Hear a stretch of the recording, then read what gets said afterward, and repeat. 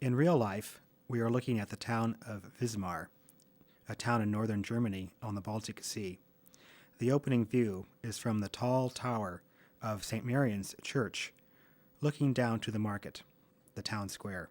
The same view of Murnau's, with a wider angle, shows more clearly the famous market, one of the oldest and largest town squares in the Baltic. A 1930s bird's-eye view of Wismar before the nave of the church was destroyed in World War II. The town square is on the right. The decorative circular structure at the center of the market is called a Wasserkunst. The Renaissance style Wasserkunst, built in 1602, was part of the Wismar waterworks. It was built as a way station designed to take fresh water from outside the town and distribute it to the city. Most of St. Marian's Church is gone, destroyed in a World War II bombing raid, which left only the front tower. This slightly lower view, taken from a nearby building, shows the Wismar town square as it looks today. To get his shot, Murnau and his cameraman Fritz Arno Wagner simply had to walk up to the top of this church tower and shoot down to the town square. Damage still present in the front of the tower indicates where the rest of the church once stood.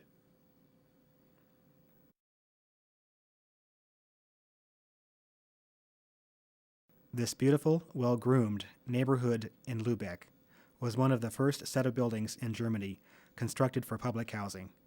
The street and neighborhood are completely unchanged from the day Nosferatu was shot.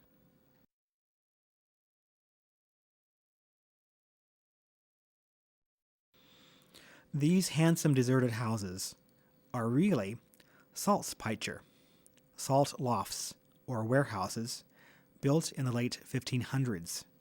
Since Murnau's filming of Nosferatu, these historical landmarks have been preserved and restored, and if for sale, would be one of the most expensive pieces of real estate on the Baltic coast.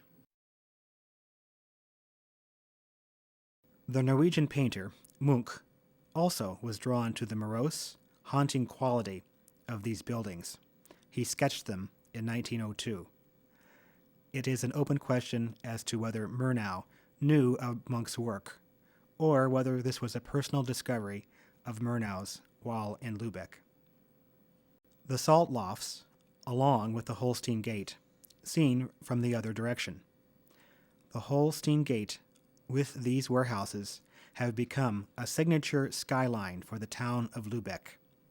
Salt, the white gold of the north, was one of the reasons for Lübeck's early wealth and prosperity.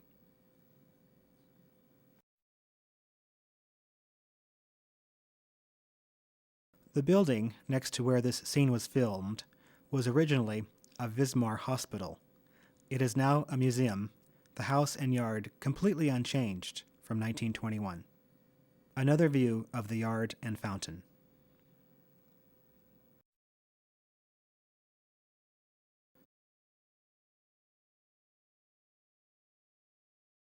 The inn, a few miles from Orava Castle, is now a private house. The building was slightly modified when the nearby road was widened.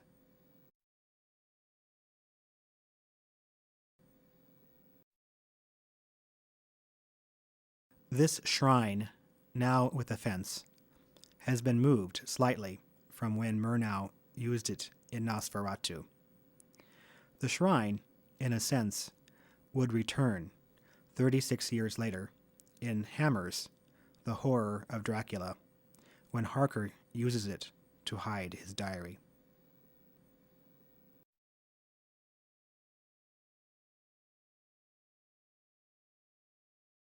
A view of Orava Castle, originally built in the 13th century and perched spectacularly high on the rocks above the Orava River, the castle controlled the route between Slovakia and Poland.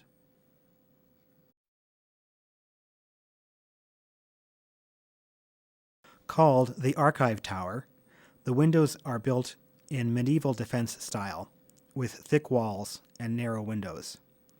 The castle's torture chamber is located in this tower.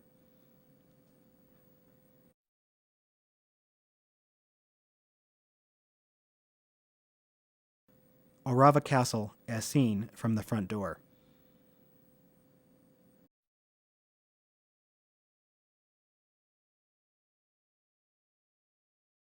Orava Castle is truly medieval, giving scenes like this a documentary-like authenticity.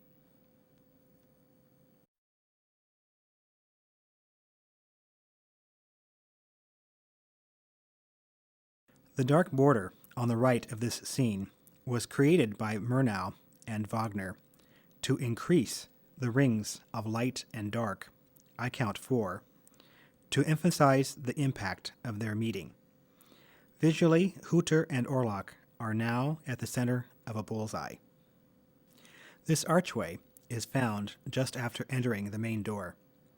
The wires going upward to the right are electrical cables.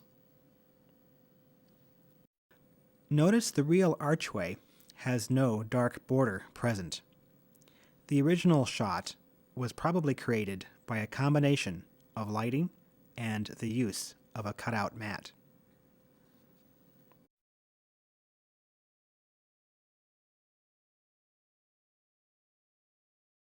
The Orava Castle steps today. Lumber on the left has been gathered for a restoration project on another part of the castle. Like many castles, Orava was built and rebuilt. At least 4 different architectural styles are present: Romanesque, Gothic, Renaissance, and even Neo-Gothic.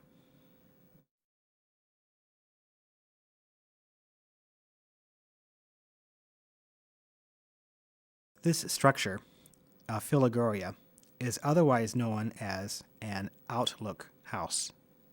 Built in the 1800s, it provides a breathtaking view of the Orava River and the surrounding valley.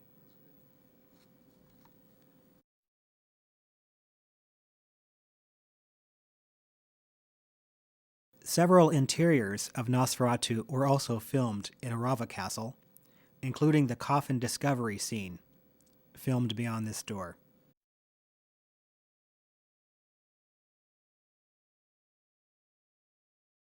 Letters and statements by the actors and crew give contradictory evidence of the locations used in Nosferatu. Cameraman Fritz Arno Wagner wrote to Lottie Eisner that the beach locations were filmed in Heligoland. Heligoland is a small island in the North Sea. Yet Heligoland is also a general name for the entire North Sea area, not just the island. In any case, Murnau was certainly at Wismar, and the beach locations may have been filmed near Wismar on these Baltic Sea beaches. This photo of Wismar, taken in 1905, shows its active harbor. Wismar remains a bustling port town, its skyline still dominated by St. Marian Church's tower.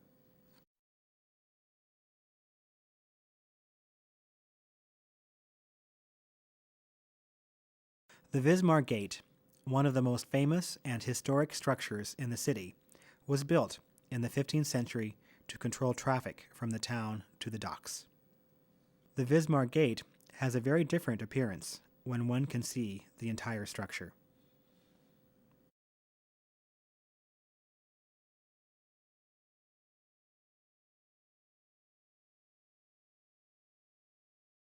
This house in Lübeck is the official home of the organist for a nearby church.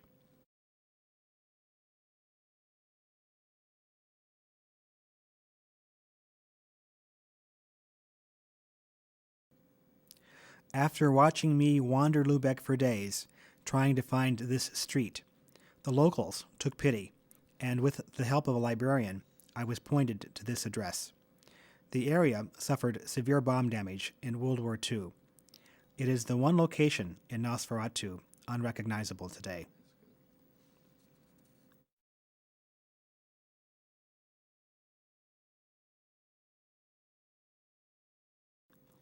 These castle ruins, about 20 miles from Orava Castle, were shot by Murnau and his crew while in Slovakia.